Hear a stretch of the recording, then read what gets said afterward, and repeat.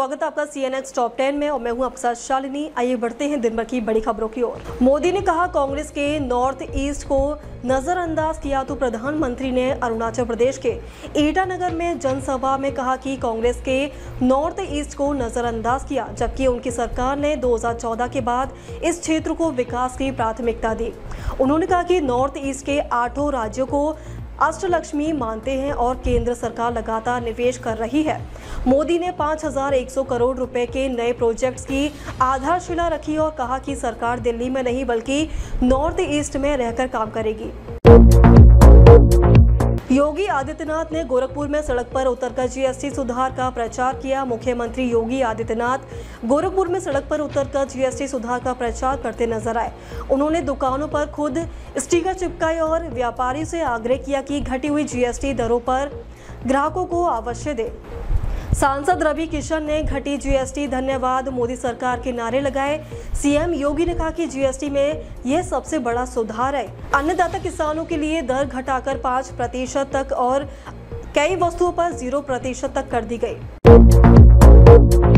अमित शाह का जोधपुर में बयान, दिव्यांगों को अवसर और सशक्त बनाने में सरकार प्रतिबद्ध। केंद्रीय गृह मंत्री अमित शाह ने जोधपुर दौरे के दौरान कहा कि दिव्यांगजन सशक्तिकरण हमारी सरकार की प्राथमिकता है और जो कुछ कहा जाता है उसे पूरा किया जाता है। अमित शाह ने पैरालिम्पिक खिलाड़ी देवेंद्र झाझड़िया का उदाहरण देते हुए कहा कि दिव्यांगजन देश के लिए 52 पद जीतकर साबित कर रहे हैं कि सब कुछ संभव है। उन्होंने ये भी कहा कि समाज को, सरकार को दिव्यांगों को दया की दृष्टि से नहीं बल्कि शक्ति और अवसर देने की आवश्यकता है। डोटासरा में CM दौरे पर उठाया सवाल, शिखर को क्या मिला। प्रदेश कांग्रेस अध्यक्ष गोविंद सिंह डोटासरा ने CM भजनलाल के शिखर दौरे पर सवाल उठाए। उन्होंने कहा कि शिक्षण संस्थानों को टारगेट करके बच्चों को जबरदस्ती बुलाया गया, लेकिन शिखर को क्या मिला। डोटासरा ने शिखर के जलभराव, मास्टर प्लान विसंगति और नीम काथाना जिले की मांग पर CM से जवाब मांगा। इस दौरान CM ने नशा मुक्ति शपथ कार्यक्रम में भाग लिया और कांग्रेस सरकार पर पेपर लीक का आरोप लगाया। भीलवाड़ा गरबा में आधार कार्ड से एंट्री, दूसरे समुदायों पर बैन। राजस्थान के भीलवाड़ा से इस बार गरबा महोत्सव में प्रवेश के लिए आधार कार्ड दिखाना अनिवार्य होगा। आयोजन समितियों ने दूसरे समुदायों के लोगों की एंट्री बैन करने का फैसला किया है। पंडाल में आने वालों का तिलक से स्वागत किया जाएगा और गंगा जल व गौमूत्र का छिड़काव होगा। महिलाओं से पारंपरिक परिधान पहनकर आने की अपील की गई है। बजरंग दल और विहिप का कहना है कि इन उपायों से लव जिहाद की घटनाओं को रोका जा सकेगा। भरतपुर मोती महल में बवाल, SUV से गेट तोड़कर घुसे 3 लोग।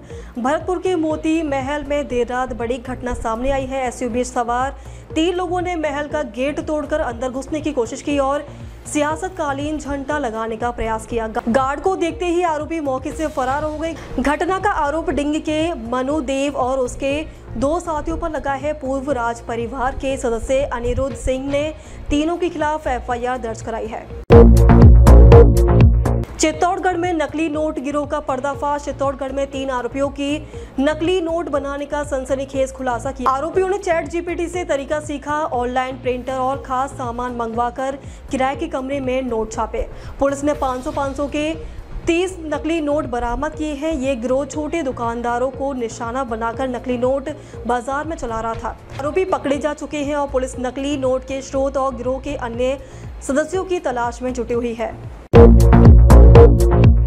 कोटा में पत्नी विवाद के चलते चाकू से हत्या, आरोपी गिरफ्तार। कोटा के बोरखेड़ा में पत्नी से विवाद और शक के चलते एक हत्या का मामला सामने आया है। आरोपी चंद्र प्रकाश कुशवाहा ने पत्नी की मौसी के पोते दीपक पर चाकू से कई वार किए, जिससे उसकी मौत हो गई।